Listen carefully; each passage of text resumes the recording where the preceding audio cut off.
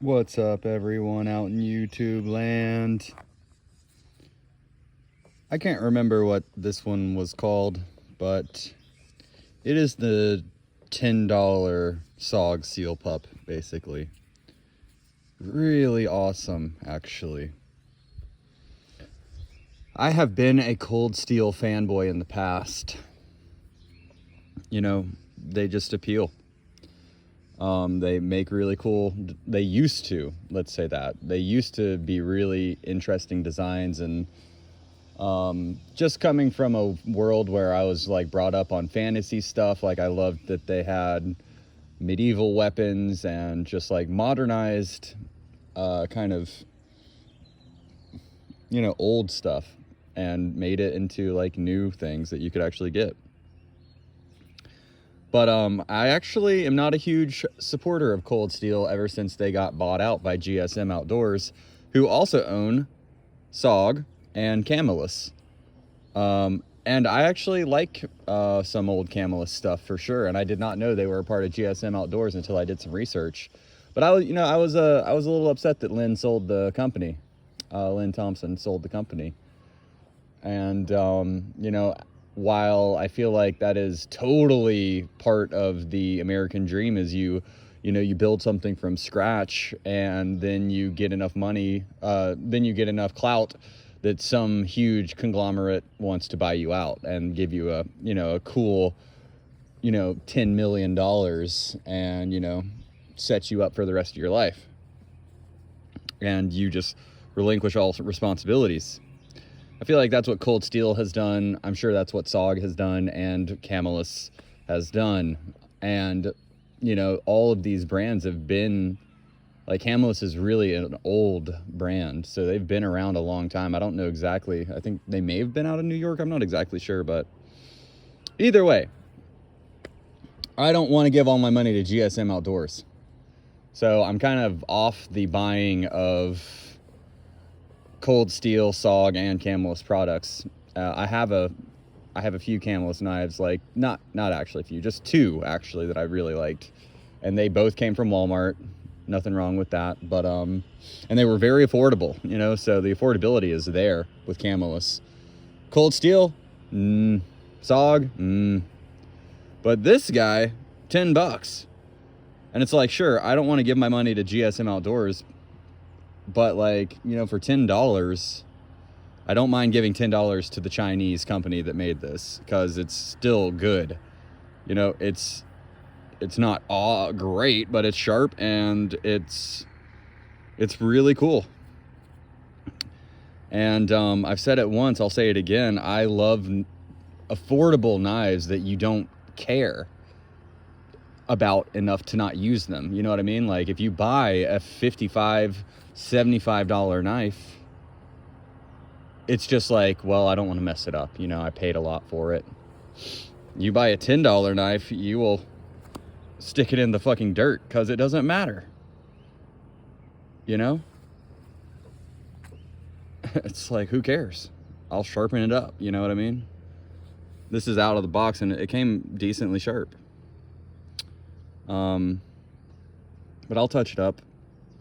Anyways, that's just a little monologue intro. I've been waiting to do this video for a while. I've had this already for a minute. I just haven't had the time to break it down like this. But it's nice. I like it. Very nice. Fits well in the hand.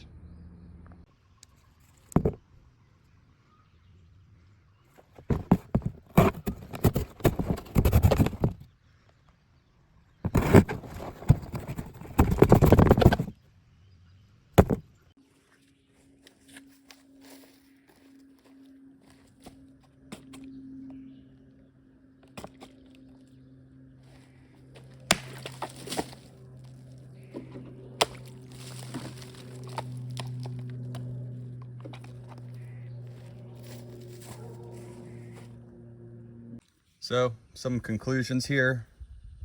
This is a pretty cool knife for $9.99. It'll do what you need it to do. This is also a really cool knife for $9.99. It'll do what you need it to do for just a tiny bit more. this guy's really, really sharp. And I mean, I think it was about $15 at the time of purchase. So I think my conclusion here is, yeah, we'll do a review of the Gonzo soon. In conclusion here, I think my takeaway is that, you know, one way or another, you're supporting China. You know what I mean? So whether you get this guy for $10 at Amazon, you're going to be supporting Amazon and China. I guarantee you SOGs, Cold Steels, Camelus blades are all made in Taiwan or China. So it's like you either give, and you're at that point, you're just paying for a name on the printed on the side of your knife or imprinted into their handles. Like, you're not getting anything for the additional dollar is basically my conclusion. So when you buy a $10 off-brand Chinese made knife, you're basically getting the same thing you would be getting for a $45 name brand made in China knife. So to me, there's no difference, and I find the value in the cheaper ones to be higher. So if you guys find any cool off-brand nameless Chinese blades, I'd say go for it, because you're buying the same thing as if you would be from any company that assumes an American identity. You know what I mean? Because they're really Chinese companies too, with just American heads, CEOs, and it's all pretty fake, because basically nothing is produced in the United States. Like, very few brands are actually made here, and anything that's affordable is not going to be made here in the United States. So I mean, I'm totally for like supporting bringing back jobs, you know, bringing back industry to the US, but it just isn't, and it's not realistic. And if you want a USA made knife, you're going to pay over $200 for it, especially if it's from a small maker. So like, I got a lot of ones in mind of like great knives that I would love to have, but they're just not affordable. And they're not, and when they become unaffordable and they become kind of monolithic, it's like, okay, well, I'm never going to use that one. I'm going to go with my Chinese $10 one because I can afford to mess it up. So it's like, these have a greater value for the exact same product. Like, a knife is a knife is a knife is a knife, you know?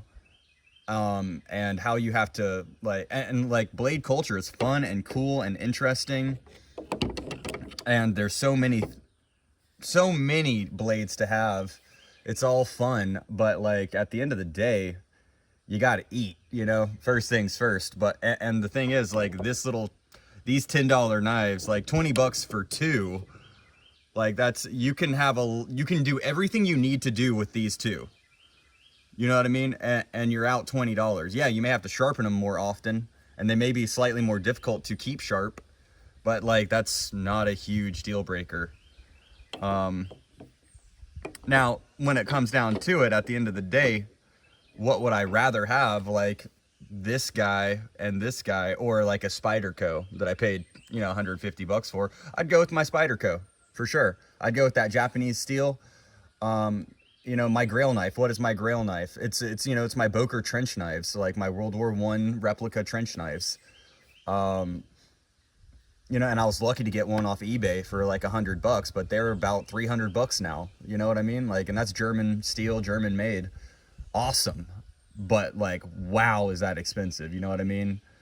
So I guess that's all I'm saying, is that, yeah, price is definitely something to consider.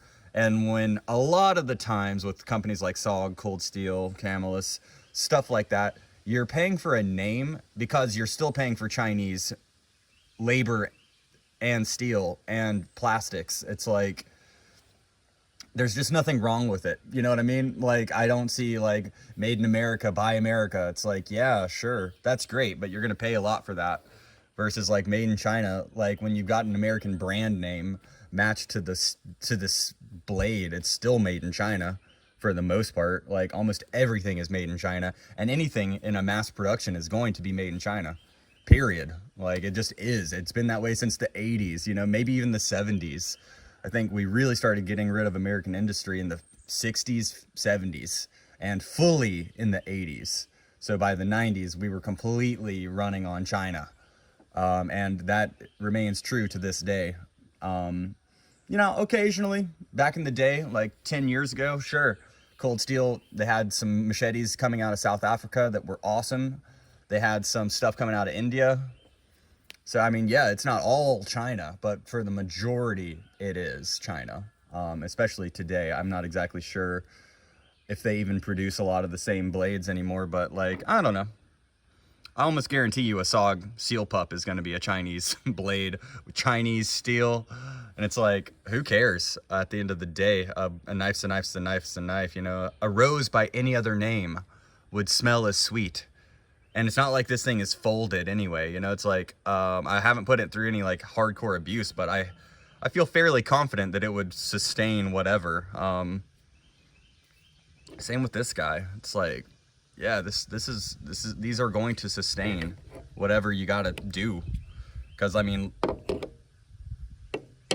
if you're out using these for bushcraft, then you know that's cool. Probably wouldn't choose to, but like this is just basic. You know, these are basic. This is like a basic fighting style knife, and this is just a basic utility knife. Not really for going out and chopping down trees and like, I don't know, all that mess. And if you did need a blade to do like a lot of woodworking or carving, you know, the Moras are like the best, period. Like 15 to 20 bucks for a Swedish made steel. And that's the difference, because Sweden has that industry established. Like Mora has been in Sweden for a really long time. Like they have a factory, they have production lines that live there. Same with Swiss Army knives, like in Switzerland, they have established factories. They are being made there. Boker, same deal. They have established Soligen factories. Like, you're good to go. Anyway, getting off on a rant here. And that's things like the factories in China are here. They're making these good things good to go. They're established at this point. Where I guess America maybe has Buck, you know, and Buck doesn't make cool knives. Like, that's just, yeah, they don't. They made one cool knife in the past like 10 years that I was aware of, and I didn't buy one because they were overpriced, you know? So, yeah, it was I can't even remember what the name of that blade was, but here I am going on long rants instead of doing things with knives, but it's almost just as easy to talk about them, because it is interesting to me. Anyways, we'll see the Gonzo in a future video probably, and I'm hoping to do one last nice jug test on, I think I'm going to get another Chinese made blade that I haven't seen a lot of reviews on, so look out for that one. It's just like, yeah, it's kind of on the pricey side. Like, do I really want to spend that money to do one video where I don't make anything off of these videos? They're just fun to make, and then, you know, I don't know. We'll see. We'll see you guys later, though. Thanks for checking in.